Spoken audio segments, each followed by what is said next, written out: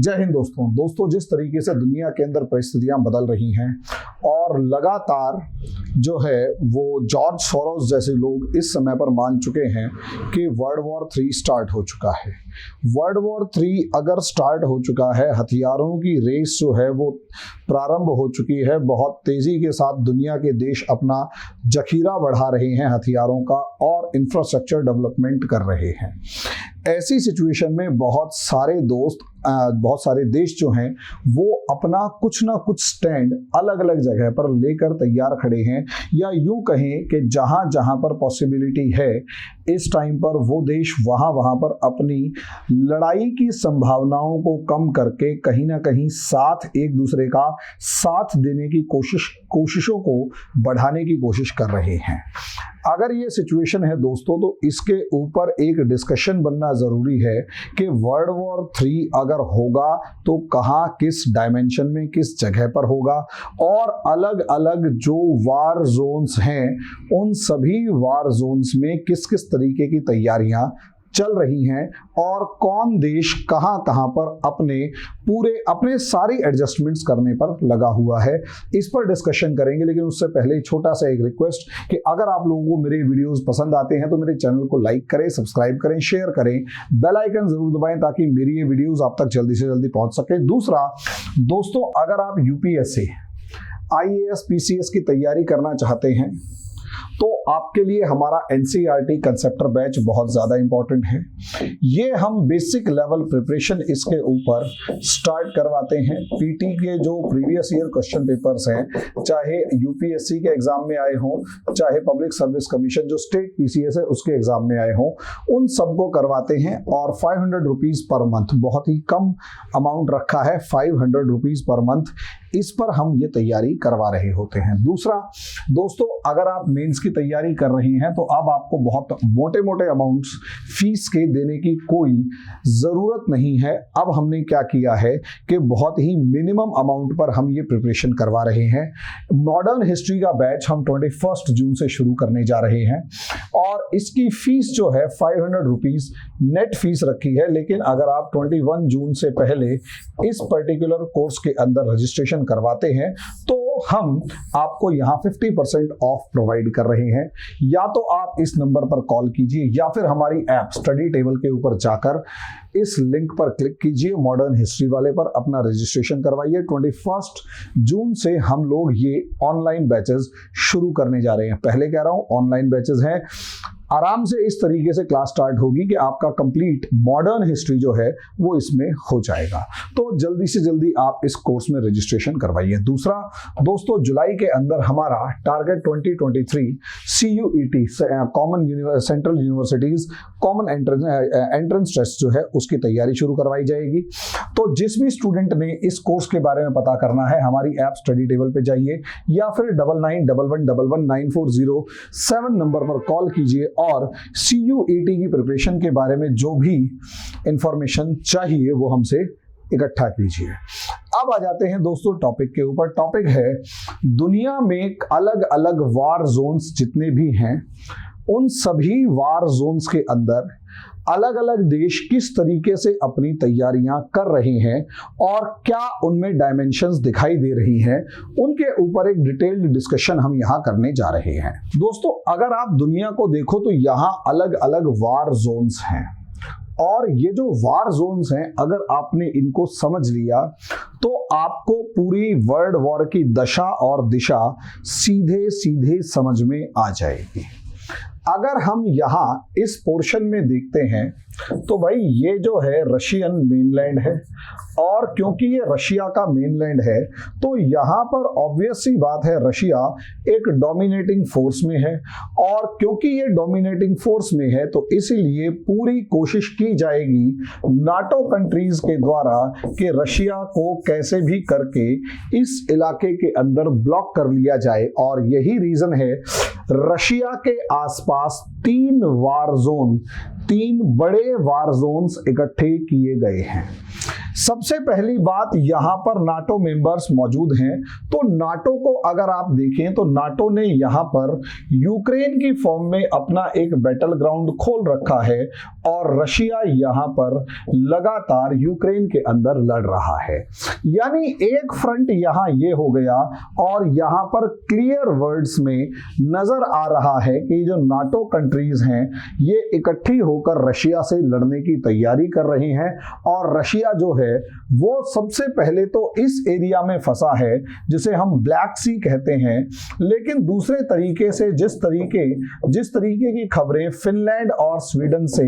लगातार आ रही हैं, ये साफ नजर आ रहा है कि फिनलैंड और स्वीडन भी नाटो कंट्रीज में शामिल हो गया है। और अगर स्वीडन और फिनलैंड नाटो में शामिल हो गए हैं तो ऑब्वियस सी बात है, होने की तैयारी कर रहे हैं, तो ऑब्वियस सी बात है रशिया को अपने इस एरिया और यहां जो क्लिनिनग्राड है यहां से निकलने में बहुत ज्यादा प्रॉब्लम आएगी। और यकीन मानिए यहां से रशिया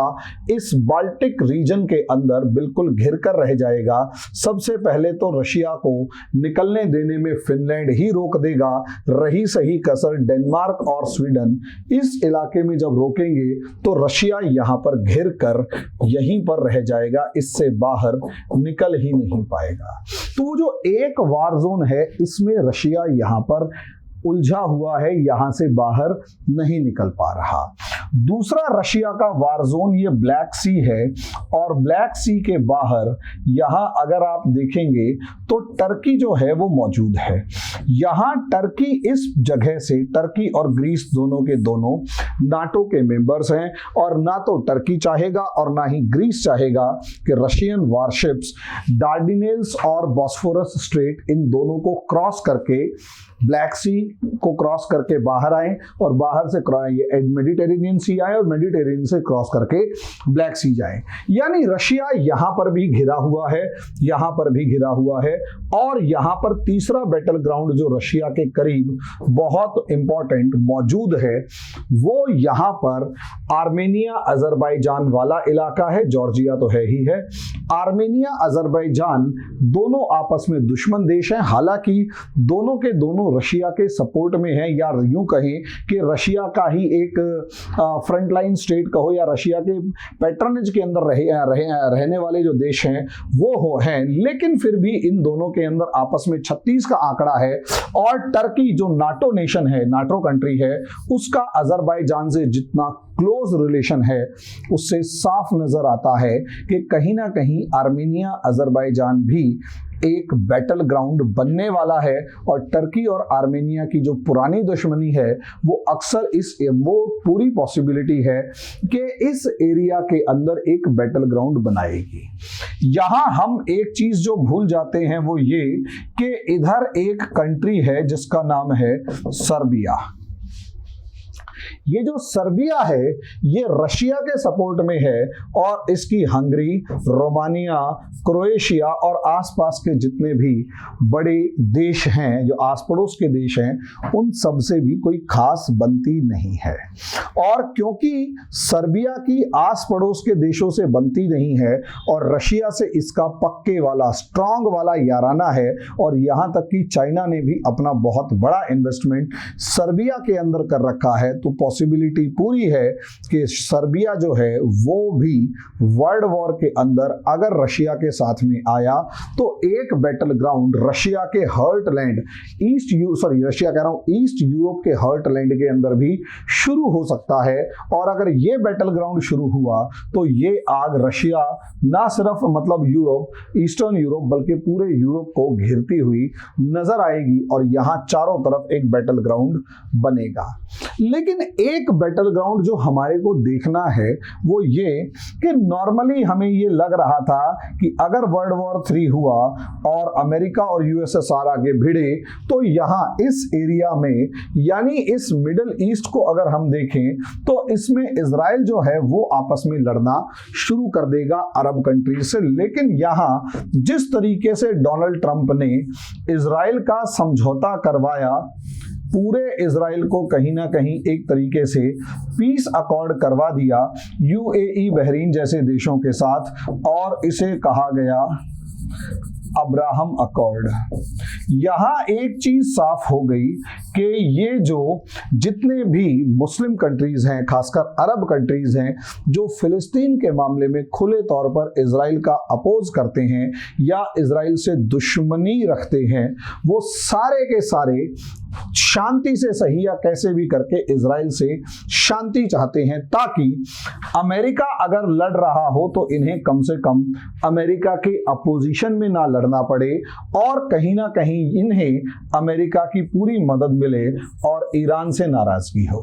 तो ये आगे आने वाले टाइम में टर्की, ईरान और सऊदी अरेबिया के बीच का एक बैटल ग्राउंड यहां भी बनने जा रहा है पॉसिबल। लेकिन जिस तरीके से एर्दोआन, रेचेप तय्यप एर्दोआन जो टर्की के हैं, वो सऊदी अरेबिया आते हैं और अब सऊदी अरेबिया के प्रिंस सलमान टर्की का दौरा करने जा रहे हैं। ये वो दो पावर्स हैं मिडल ईस्ट की जो एक दूसरे की कट्टर दुश्मन रही हैं और आज से नहीं, वो सदियों से एक दूसरे की कट्टर दुश्मन रही हैं। वो दुश्मन देश आपस में जब ऐसी क्रिटिकल सिचुएशन से पहले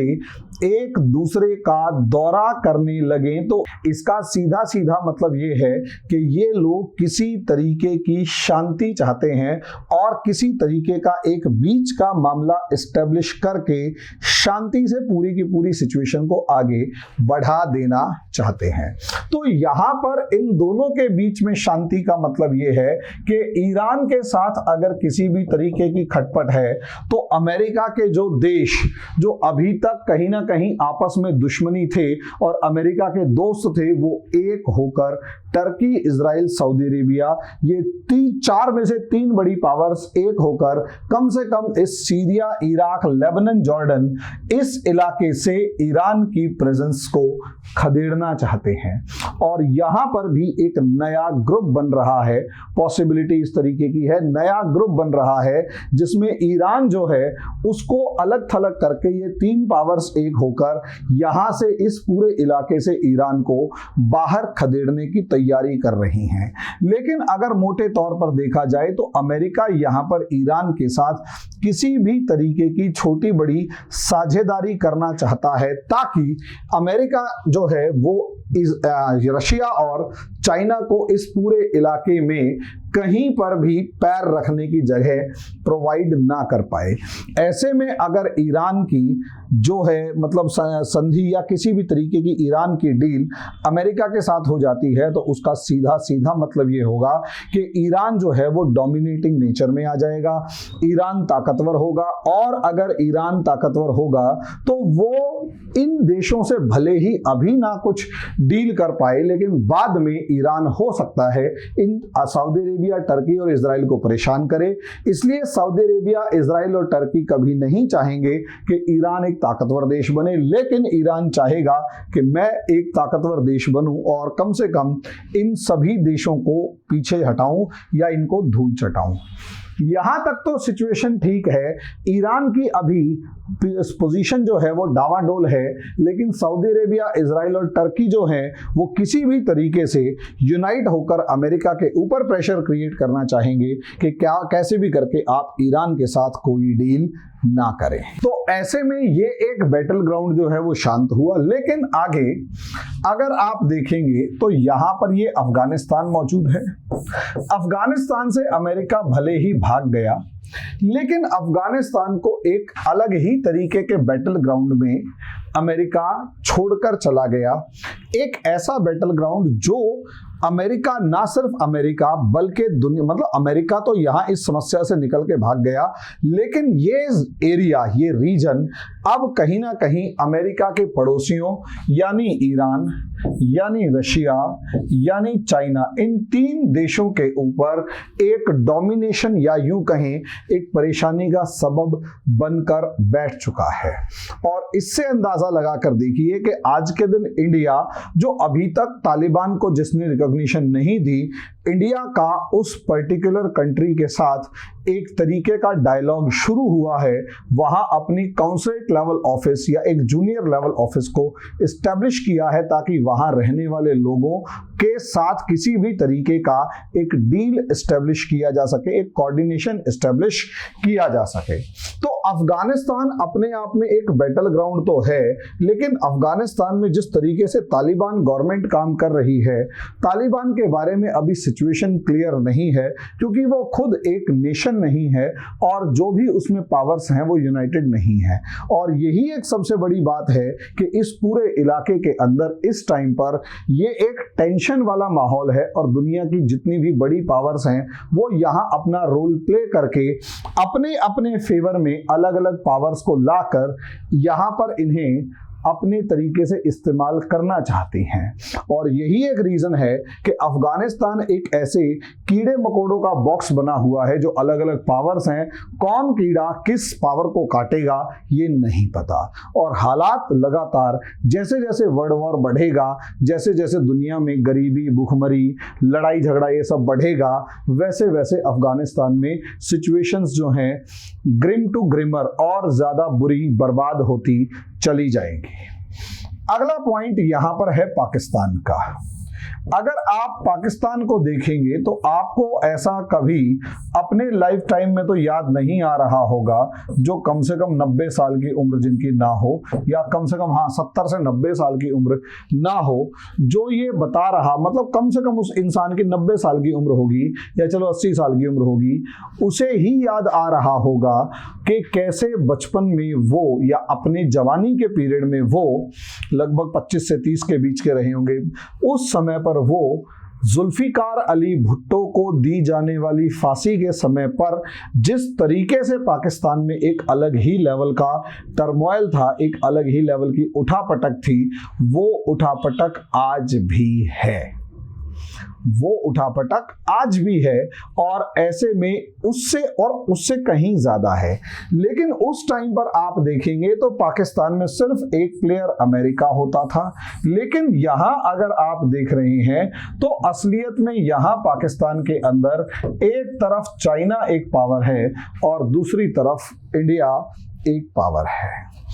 अब जब चाइना और इंडिया दो अलग अलग पावर्स हो जाती हैं, मतलब एक पाकिस्तान के अंदर चाइना और अमेरिका दो पावर्स खेल रही हैं, तो यहाँ पर जिस तरीके का पॉलिटिकल टर्मोइल हम सबको दिखाई दे रहा है और जिस तरीके से दो पॉलिटिकल ग्रुप्स, एक खुलकर चाइना को अपोज कर रहा है और दूसरा खुलकर अमेरिका को अपोज कर रहा है, ऐसी सिचुएशन जो है वो देश के लिए बर्बादी की तरफ लेकर, देश को बर्बादी की तरफ लेकर जा रही है। यानी पाकिस्तान जो है इस पूरी सिचुएशन के अंदर काफी ज्यादा बर्बाद सिचुएशंस में है, काफी ज्यादा प्रेशर वाली सिचुएशंस में है। अब ये किस हद तक प्रेशर में है और क्या इसके सच में तीन टुकड़े होने जा रहे हैं वो वक्त बताएगा, लेकिन हाँ, मेरा मानना है कि ऐसी पॉसिबिलिटी पूरी है। दूसरा जोन इसी पाकिस्तान के साथ अगर देखा जाए तो इंडिया चाइना का ये जोन है, जो कि बैटल ग्राउंड की फॉर्म में अपने तरीके से आग बबूला है। और जिस समय वर्ल्ड वॉर शुरू हुआ, ये पूरा जोन जो है ये बुरी तरह लहूलुहान, यानी भारत और चीन के सैनिकों के लहू से नहाता हुआ दिखाई देगा। कोशिश पूरी है और जिस तरीके से हमारे जो विदेश मंत्री हैं उनके बयान आ रहे हैं और उनको ऐसा, उनकी बातों से एक कॉन्फिडेंस नजर आ रहा है कि भाई कुछ भी हो जाएगा, यहाँ पर लड़ाई वाली सिचुएशंस क्रिएट नहीं होने देंगे, वर्ल्ड वॉर के अंदर जहाँ तक हो सकेगा डिप्लोमेसी से मामले को सुलझा दिया जाएगा, आपस में नहीं लड़ा जाएगा। वो एक उम्मीद की किरण बांध रहा है। लेकिन इलाका जो है, जिस तरीके से सिचुएशंस दिखाई दे रही हैं, हालात ज्यादा अच्छे नहीं हैं, हालात ज्यादा अच्छे नहीं हैं। और अगर वर्ल्ड वॉर हुआ तो मुझे ऐसा नजर आ रहा है कि करिश्मा कर दें एस जयशंकर सर और हमारे जो प्रधानमंत्री और उनकी टीम, अगर कोई करिश्मा कर दे और कोई एक ऐसी विन विन सिचुएशन वाली डील हो जिसमें इंडिया को भी नुकसान ना हो और चाइना को भी, तो भी ये सफेद बर्फ के जो सफेद पहाड़ हैं ये लाल होने से बच जाएंगे। वरना कितना लहू गिरेगा इसका कोई अंदाजा कहीं पर नहीं है, क्योंकि दुनिया दुनिया में जितना लहू गिरेगा उसका एक बड़ा हिस्सा इन हिमालय की पर्वतों पर दिखाई देगा, इसमें कोई दो राय नहीं है। और यहां से कैसे बचते हैं वो वक्त बताएगा। इंडिया का एक और पड़ोसी जो इस समय पर जल रहा है वो इंटरनेशनल लेवल पर, मैं मानता हूं, लोग कहते हैं कि ये आर्मी कू है, मैं कहता हूं ये आर्मी कू से बड़ा जो है असलियत में, ये आर्मी कू से ज्यादा इंपॉर्टेंट इस तरीके से है कि ये जो कंट्री है म्यांमार, यहाँ पर असलियत में चाइना और वेस्ट का एक खेल था जिसमें चाइना बाजी मार गया। भाई आंग सान सू की जो है वो खुले तौर पर धीरे धीरे वेस्ट की तरफ बढ़ रही थी, अमेरिका से उनकी पींगे बढ़ रही थी, चाइना को ये चीज़ बर्दाश्त नहीं हो रही थी और शायद इसीलिए चाइना ने उनकी शक्ति को उखाड़ कर यहाँ म्यांमार में अपना पसंदीदा आर्मी रूल एस्टेब्लिश किया। और इसी आर्मी रूल के चलते आज के दिन यहाँ पर भी भले ही लड़ाई ना हो लेकिन पॉसिबिलिटी पूरी है कि चाइना यहाँ से अगर अपनी आर्मी बे ऑफ बंगाल के अंदर लेके आता है तो यहाँ पर ये बे ऑफ बंगाल, बंगाल की खाड़ी जो है वो बैटल ग्राउंड बनता हुआ नजर आएगा। यहाँ अगर आप एक और रीजन देखें जो ब्लड बाथ के लिए बिल्कुल तैयार बैठा है वो ये इलाका है जिसे अमेरिका और वेस्टर्न कंट्रीज जो हैं आजकल इंडो पैसिफिक कह रही हैं। पहले ये एशिया पैसिफिक माना जाता था, अब क्योंकि इसके अंदर इंडिया को एक इम्पॉर्टेंट रोल प्ले करने के लिए प्रोवोक किया जा रहा है तो ये अब इस इलाके का नाम हो गया इंडो पैसिफिक। तो दोस्तों यहाँ ये जो पूरा बैटल ग्राउंड है, यहाँ इस टाइम पर वर्ल्ड वॉर का सबसे बड़ा सबसे खतरनाक हिस्सा लड़ा जाना है, जहां पर एक तरफ चाइना इस साउथ चाइना सी के अंदर और दूसरी तरफ जापान और साउथ कोरिया जो है वो रश चाइना को इधर से घेरेंगे और इधर अमेरिका खड़ा हुआ नजर आएगा। यहां पर अगर आप क्वाड और IPEF देख लेते हो, IPEF को अगर आप लोग देख लेते हो, इन दोनों के अलावा आपको कहीं पर भी बहुत ज्यादा मतलब कहीं पर भी आपको मतलब ऐसा दिखाई देगा कि या तो चाइना वाले जो दोस्त हैं वो अपनी तैयारी कर रहे हैं या फिर अमेरिका, इंडिया, जापान और ऑस्ट्रेलिया अलग ही लेवल पर अपनी तैयारी कर रहे हैं। यहां असली लड़ाई इस मलक्का स्ट्रेट से लेकर और पूरे इस इलाके पर होगी। इंडिया को घेरने के लिए चाइना जो है वो स्ट्रिंग ऑफ पर्ल्स यानी मोतियों की माला बना चुका है और इंडिया उस मोतियों की माला की काट नेकलेस ऑफ डायमंड्स से पूरी करने की तैयारी में है और यहां पर ये बैटल ग्राउंड जबरदस्त लेवल पर है। साउथ चाइना सी अपने आप में एक लगातार हमारे द्वारा सोचा जाने वाला एक बैटल ग्राउंड है और ताइवान के ऊपर तो चाइना लगातार अपने एयरक्राफ्ट्स भेजकर ताइवान पे अपना दावा ठोक रहा है। यहां एक पार्ट और इंपॉर्टेंट आ जाता है और वो है क्यूराइल आइलैंड का। जो ये क्यूराइल आइलैंड्स हैं ये असलियत में जापान और रशिया के बीच में रीजन ऑफ कॉन्फ्लिक्ट है और आगे आने वाले टाइम में पॉसिबिलिटी पूरी है कि जापान और रशिया के बीच भी इन क्यूराइल आइलैंड्स के दावे को लेकर लड़ाई शुरू हो जाए। अगर ऐसा हुआ तो ये भी एक नया ही कॉम्बिनेशन होगा। हालांकि जिस तरीके से रशिया ईस्ट अपने वेस्टर्न बॉर्डर्स पर फंसा हुआ है, मुझे नहीं लगता कि रशिया यहाँ पर लड़ता हुआ दिखाई देगा। ये एक ओवरव्यू फॉर्म में है जो इस समय पर अलग अलग बैटल ग्राउंड्स को बनाते हुए दिख रहा है। अगर आप प्रेजेंस ऑफ मिलिट्री बेसिस देखें तो इस समय पर कुछ दिन पहले खबर आई थी कि अमेरिका ने सोमालिया के अंदर अपनी आर्मी भेजने की दोबारा को मतलब डिक्लेयर कर दिया है और यहाँ अगर आप देखेंगे तो जिबूती के अंदर भी यूरोपियन और चाइनीज फोर्सेस मौजूद हैं। और इसके साथ ऑकस से लेकर बहुत सारे दूसरी ट्रेड डील्स हो रही हैं, दूसरी सिक्योरिटी डील्स हो रही हैं जो ना सिर्फ भारत बल्कि दुनिया के लिए